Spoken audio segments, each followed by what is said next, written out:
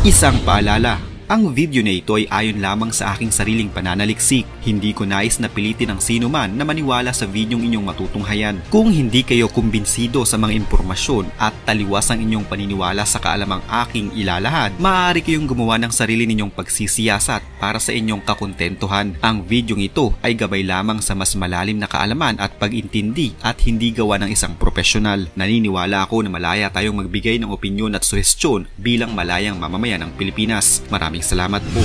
Sa pagsulong ng pagdinig ng Blue Ribbon Committee noong Martes, muling lumutang ang tensyon sa pagitan ni Senator Panfilo Ping Lacson at Representative Rodante Marcoleta. Ang issue, sino ang mas karapat-dapat maging state witness sa kontrobersyal na kaso ng umano'y katiwalian sa flood control projects. Ngunit ang hidwaan nila ay marami ring ipinapakita tungkol sa mas malalim na suliranin sa pamamahala, sa balanse ng kapangyarihan at sa usapin ng tiwala ng publiko sa mga institusyon. Hindi lamang pag-aaway ang naganap, may pagbabago ring struktural na bumabalot sa senaryong ito. Si Senador Lacson ay pumalit bilang pinuno ng Blue Ribbon Committee na dati ay pinamumunuan ni Marcoleta. Ayon sa mga balita, inilihim ang pagbabago ito dahil sa pagkakaroon ni Marcoleta ng status na hindi bahagi ng majority bloc sa Senado. Ito ay may malaking implikasyon. Ang kapangyarihan sa pagpili ng pamunuan ng komite ay hindi lamang teknikal o simboliko. Ito ay may direktang epekto sa direksyon ng investigasyon at kung sino ang may kontrol sa pag-ikot ng mga usapan. Matapos lumabas ang pahayag ng isang staff ng komite, si Beng Ramos ay pinaghihinalaan na konektado sa anomalya. Sinabi ni Lacson na magsasagawa sila ng internal cleansing sa komite. Layon nito'y alisin kung may nahanap ang mga taong may posibleng kompormiso o interes. Dagdag pa rito, binigyang din ni Lacson ng kahalagahan ng chain of custody sa mga dokumentong isinumite bilang ebidensya. Sinabing ang mga dokumento at computer na kinuha ni Bryce Hernandez ay nakasil at dadaan sa tamang hakbang bago buksan o ipakita. Ito ay mahalaga sapagkat kung masasabing may palya sa paraan ng paghawak sa ebidensya, maaari nitong pataasin ang hagdan sa pagdududa laban sa mga pagsisiyasat sa korte. Isa sa mga pinakamainit na usapin ay ang kahilingan ni Curly at Sara Diskaya na gawing state witnesses sa kaso, ngunit hindi ito madaling desisyonan.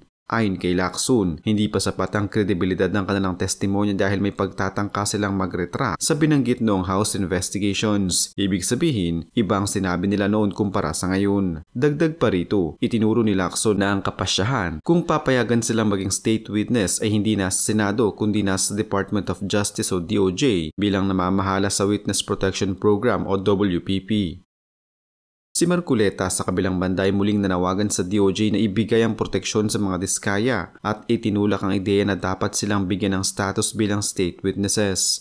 Ngunit sinabi mismo ni DOJ Secretary Remula na ang Diskayas ay hindi forthcoming sa kanilang testimonya at hindi pa karapat-dapat mapabilang sa WPP. Sa madaling salita, may malaking agam-agam sa pagiging karapat-dapat nila bilang state witnesses dahil sa inconsistencies, kakulangan ng buong pagsisiwalat at posibleng motibo na protektahan ang sarili. Hindi lamang sa Diskaya couple nakatuon ng investigasyon. Si Bryce Hernandez, ang dating Bulacan Assistant Engineer ay pinapayagang kumuha ng dokumento at computer bilang suporta sa kanyang mga paratang tungkol sa payola at kickback sa DPWH at maging sa ilang senador at dating mambabatas. Sinabi ni Lacson na kung may makitang ebidensya ng kickbacks, ito ay mabilis niyang ipapasa sa Independent Commission for Infrastructure o ICI upang simulan ang proseso ng pagsasabatas o pagsasakdal. Ang pagbabago ng pamumuno sa Blue Ribbon Committee mula kay Marcoleta patungo kay Lacson ay hindi lamang personal na alitan. Ito ay representasyon ng dinamika ng makapangyarihang puwersa sa Senado, ang pagiging bahagi ng majority bloc, ang koneksyon sa pakikialyansa sa Senate leadership at ang kakayahang makontrol ng agenda ang ilan sa mga puwersang nagtutulak ng mga pagbabagong ito. Ito ay nagpapakita kung paano ang investigasyon laban sa katiwalian ay hindi laging puro teknikal.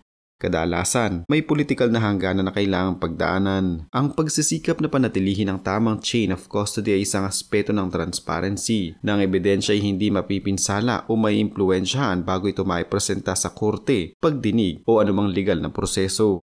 Sa mundo ng korupsyon at investigasyon, isang maliit na butas sa paghawak ng dokumento ay pwedeng maging dahilan para tanggihan ang ebidensya. Ang pagsabi ni Lacson na resibo ang hahanapin sa bawat claim ay isang mahalagang panuntunan. Huwag lang basta palabas na akala, may pruweba dapat. Hindi simpleng titulo ang pagiging state witness. Ito ay may alituntunin. Dapat kumpletuhin ang pagsisiwalat ng katotohanan. May integridad ng testimonya at karapat-dapat silang mabigyan ng proteksyon laban sa mga banta. Kapag sablay ang testimonya, nawawala ang halaga nito o pwedeng gamitin laban sa mismong nagsabi. Sa makatuwid, ang pagdududa ni Lacson sa consistency ng testimonya ng Discayas ay may matibay na batayan sa proseso ng investigasyon. Ngunit ganon din, hindi dapat basta i-dismiss ang posibilidad na mayroong karapat-dapat na protektahan. Let us cut to the chase. There's the opening statement because there are very important and urgent matters that we have to take up this morning.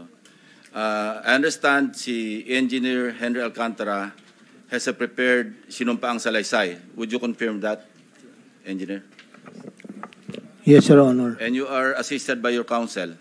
Yes, Your Honor. Yeah, okay. Can you please take your seat beside the Secretary of the Department of Justice para yung nasa vantage point ka?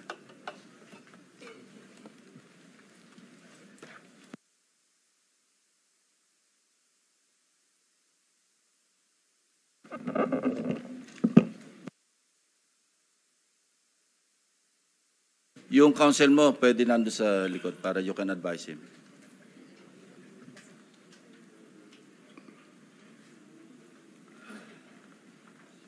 Are you ready? Mr. Chair, I wish I can make a few clarificatory questions before we start. But these are prejudicial questions, Mr. Chair. Later.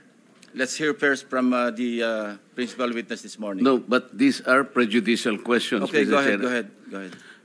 Foremost to my mind, Mr. Chair, is the integrity, the impartiality, and the objectivity of the proceedings of this committee.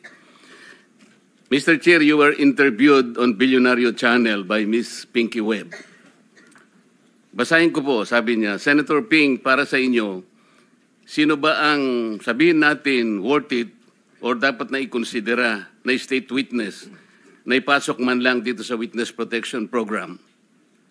And you responded, at this point between Discaya and Bryce Hernandez, Mr. Chair, question is,